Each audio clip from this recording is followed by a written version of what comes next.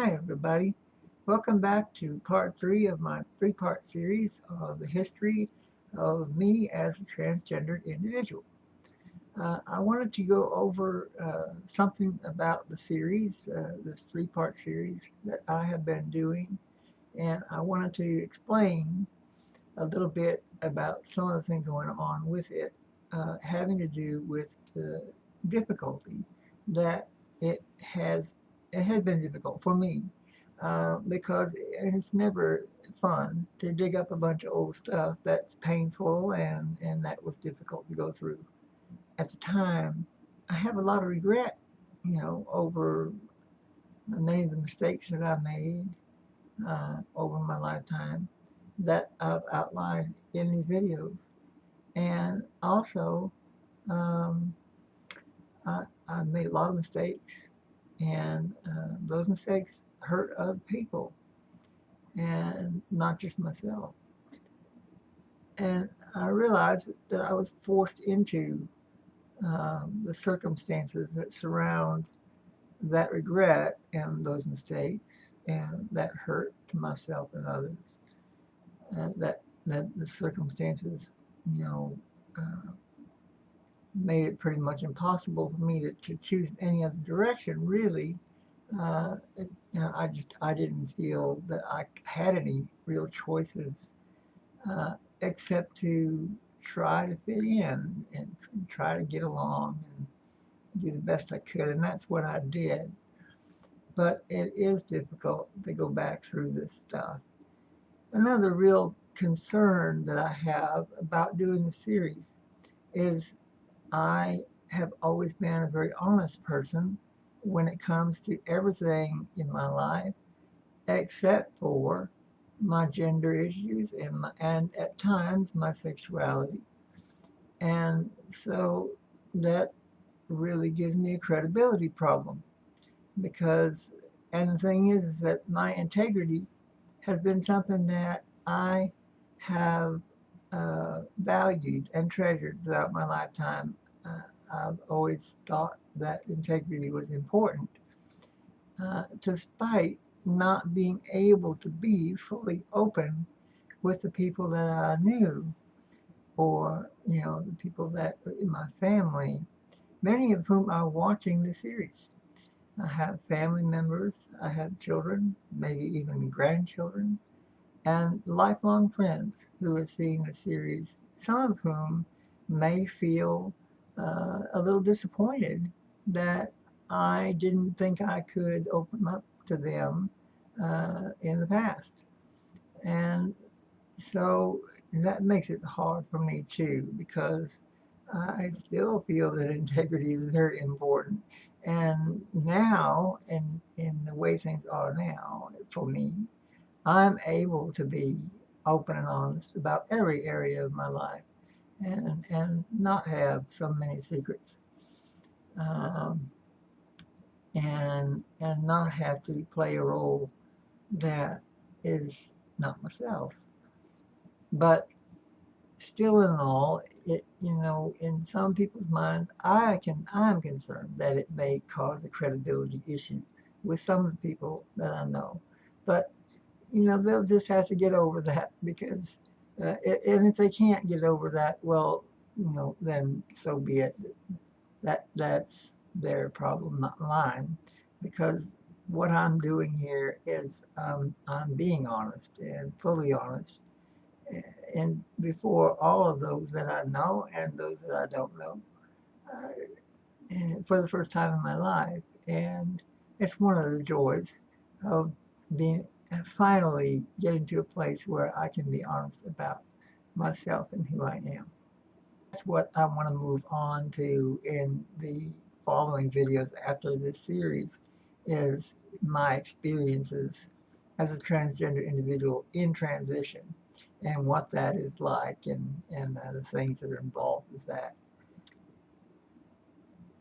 In my last video, I wanted to clarify a couple of things that I left out.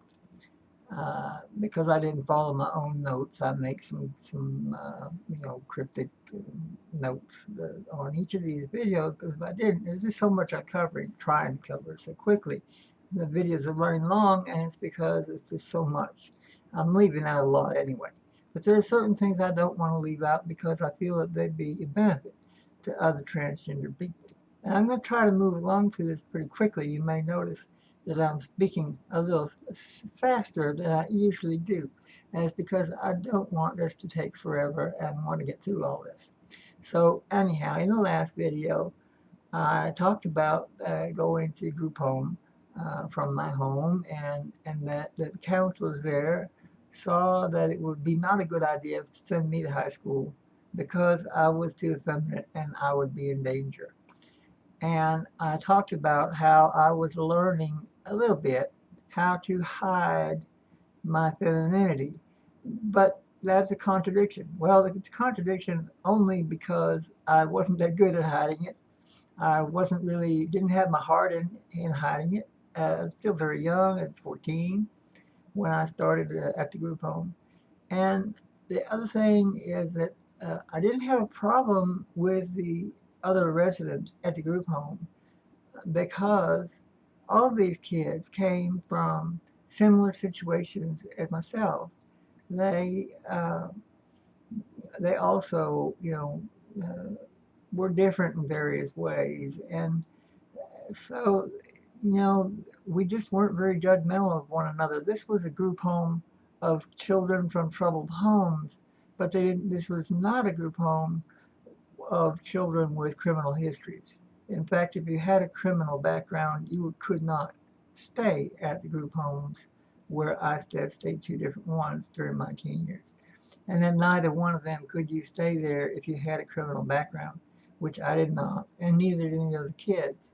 And so that made it to where I was fairly comfortable to be myself at the group home, and nobody bothered me about how I was. Um, you know, I'll even go so far as to say it's been long enough ago now that two of the counselors at the group home, the live-in counselors that took care of the kids, it was males and females divided into different halves of the group home. Um, was a lesbian couple. So pretty open-minded area of the country, as well as just a pretty open-minded atmosphere in the group home. And so that was how I was able to be the way I was and be safe in the group home, but not necessarily in the school. Uh, then also, I talked about being a husband and a father years later after that in the last video. And I wanted to be clear that there was a time during that time when I was married where I enjoyed being a husband and playing that male role. It wasn't easy for me, but I had learned some over the years, like I said, from the circus and other places, and I was pulling it off pretty good and doing a pretty good job of it, at least for 2, 3 years, being pretty successful at supporting the family and keeping a roof over our heads in a pretty middle class way. And that really made me think maybe I could change. And unfortunately, thinking that I could change would become a recurring theme in my lifetime. Unfortunately, and an incorrect one. Uh, I remember a time late in that marriage when I got involved in a vehicle accident. That was not the trauma that I mentioned at the end of the last video. I'll go into that later. Well, uh, I suffered a pretty severe injury to my left hip in a vehicle accident in a van where a truck pulled out in front of me, and I ended up hitting it, and I got injured pretty good. I couldn't walk for a couple of weeks, And that was the first time I'd ever been in a position where I was not physically able uh, for a period of time. And I remember being extremely frustrated because for that time when I couldn't take care of myself or anyone else, I couldn't be responsible for my family. That was frustrating. But on top of that, I had this wave come over me at the time, and that wave was a wave of need. I needed care. I needed empathy. I needed someone to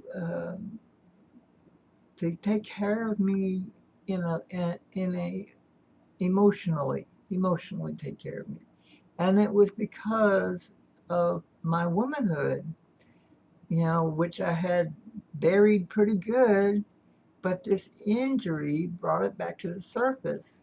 And I felt very neglected because nobody knew what my needs were. I couldn't express what my needs were. And, I, I needed, I needed to be, I don't know what the word for it is, but loved in a different way than males generally are or generally are treated. Um, I really, was very vulnerable at that time and feeling very vulnerable. And it kind of snapped me back into female mode to an extent. And I certainly felt that. And it was kind of a telltale thing. There were many things that caused the end of that relationship. And on her end were different reasons. On my end, that really did play a pretty good role in me not really wanting to try all that hard to keep that marriage together because I wasn't getting my needs met. And those are the things I want to clarify. So we pick up from there. Uh, and I mentioned the trauma at the end of the last video where I had suffered a broken neck and other injuries. And what had happened there is that I got done with the rehabilitation for that. I went to school. I got a degree or certificate actually, and got a good job. And then not too long after that, I had some neural stuff go on that happens sometimes with spinal cord injured folks. And it caused severe pain and severe spasticity, which is involuntary muscle movement, for those of you not familiar with that. And so as a result, I ended up losing that really good job I had. I had worked for them for a year and was making pretty good money and doing really well, and also living part time as a woman and feeling pretty good about that too. Lived in downtown Seattle. It's a very open place. You can do pretty much anything you like there. Nobody's going to bother you, or not likely anyway at that time, in the mid 80s or early 90s actually at this point. And so I ended up losing my job, and because of that, I didn't have money for paying rent, and so I lost my housing. I ended up having to move in order to stay with family because not only was I having a problem with my finances, but I was physically in pretty bad shape and it was getting worse. And the doctors didn't seem to have any answers for me in terms of how to make that better. So I was getting more and more disabled. And, I couldn't work anymore as a result of it.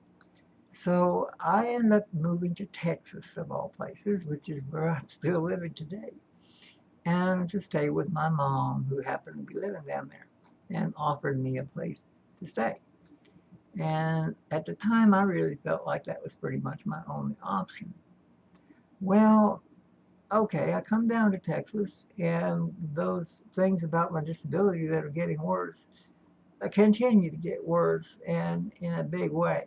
And it eventually, not too long after I came down to Texas, uh, I became bedridden. I was in a tremendous amount of pain, and I could barely move for the stiffness and muscle tone and spasticity that I was experiencing at that time. And even after the doctors figured out a solution for the physical side of that, to some extent, where I was no longer bedridden, I still found myself uh, being back to being a little bit more able, but still, full time in electric wheelchair uh, at that time. And so, because the solution was not a complete solution, it was it helped. And so I wasn't quite as bad off. But what happened was I found myself in a place where, I had the physical barriers to being myself. I had psychological barriers that had always carried with me.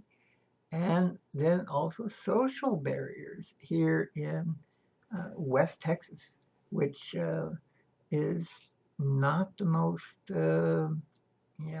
welcoming part of the country for people that are different. Or, this area, unfortunately, has a history, long and storied history of discrimination against people, minorities of any kind.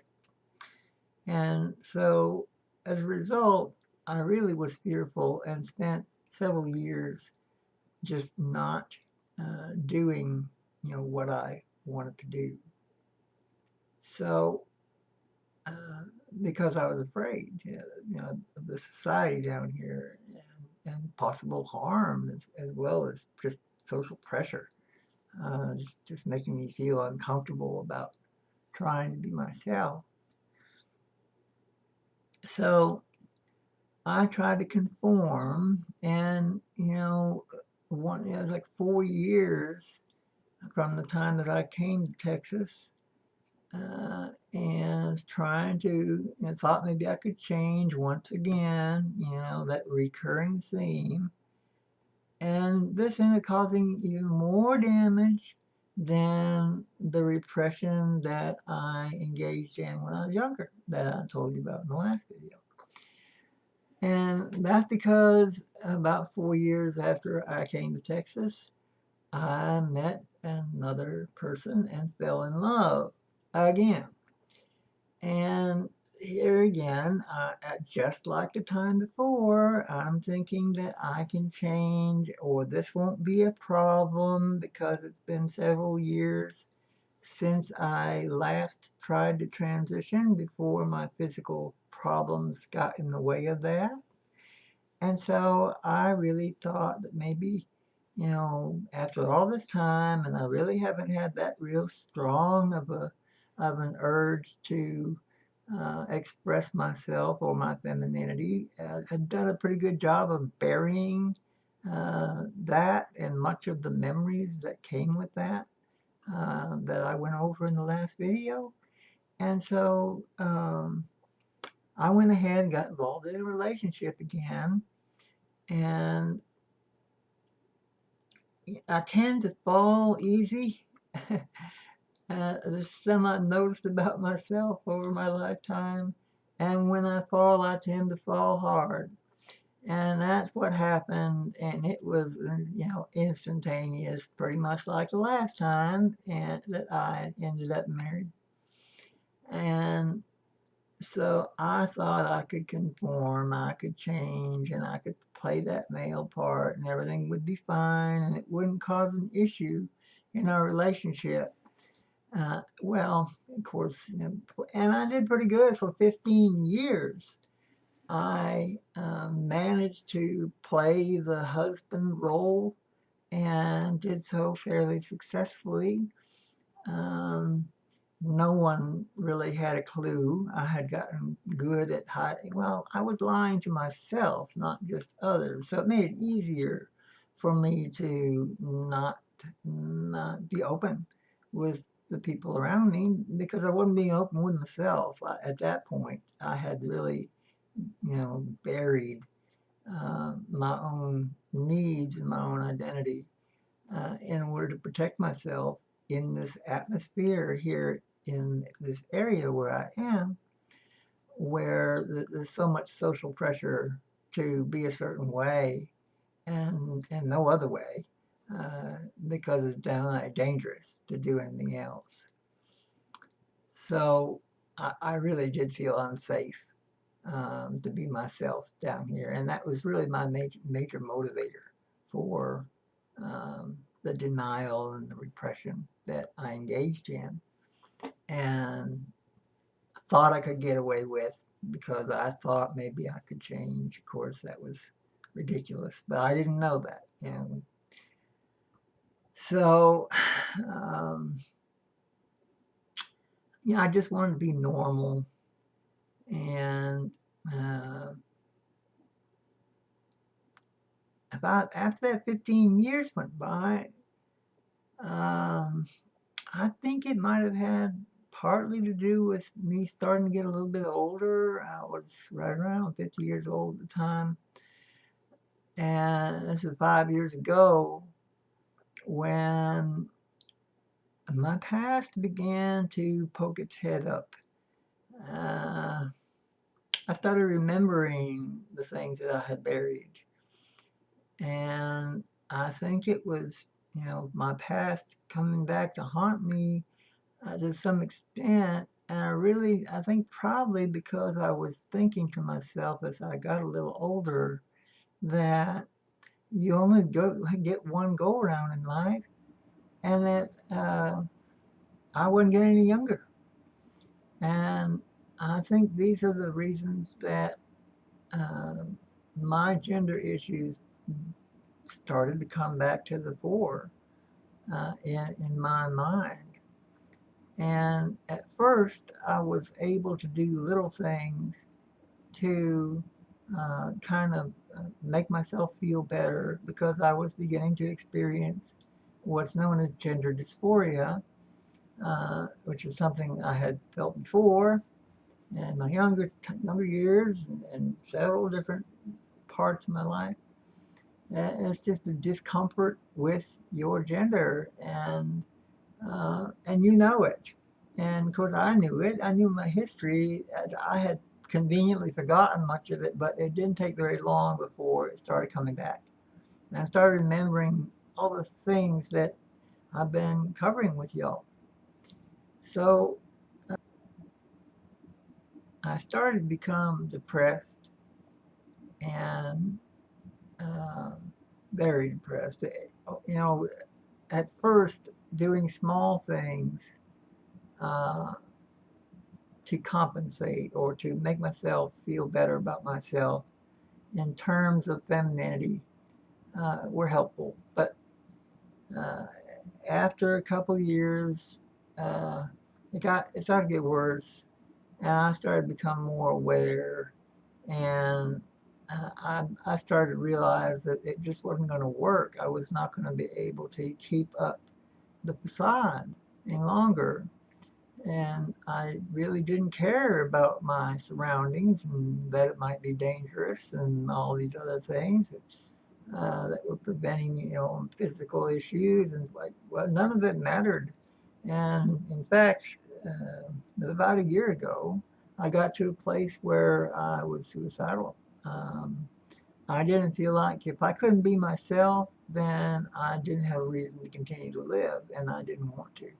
I didn't want to continue to live as somebody I wasn't anymore. I couldn't do it. And so I had suicide ideation. I had suicidal plan, how I was going to go about that. I came very close to doing that. I really just thought, well, I just need to check out and that'll make everything easier on everybody is what I thought. But I started to research. Um, on my gender issues because I knew that now I knew that this was the issue again from years past. And um, now I had the internet and was able to find out what the deal was with me. And as a result, I began to realize that there was another option. And so I went ahead and decided that I was going to be me, and it didn't matter anymore. And that caused a lot of destruction. I lost a marriage because of it. To a woman that I love, she loves me, but we can't be together. She doesn't want to be with another woman, and I don't blame her. She that's not what she signed up for. Um, but I just didn't have any choice. I don't have any choice. I have to be me. Yeah, I couldn't go any longer. And then also his family and friends. Just a lot of issues with people not being accepting or going through hard times themselves because of my issues. That is to say, people, by association, them having, problems with their friends or whatever because, it's been found out that their dad or their granddad is trans. Uh, and so, there's a lot of hurt, but there's also the plus sides. And that's what we get to go into now because that's the end of this series of three. Thank goodness. I'm so glad to have that done with. I know I left a lot out, but I really think I gave you a pretty good idea of what the background is for Justina. Okay, so next time we're going to focus on positives, and we will do that from here on out. We will take a close look at my transition itself and positives and negatives that I've been having to experience as a result of transitioning. But it is mostly positive because I've never been happier in all my life, and that's a wonderful thing. So thank you for listening and thank you for taking the time. Y'all have a good day. Bye bye.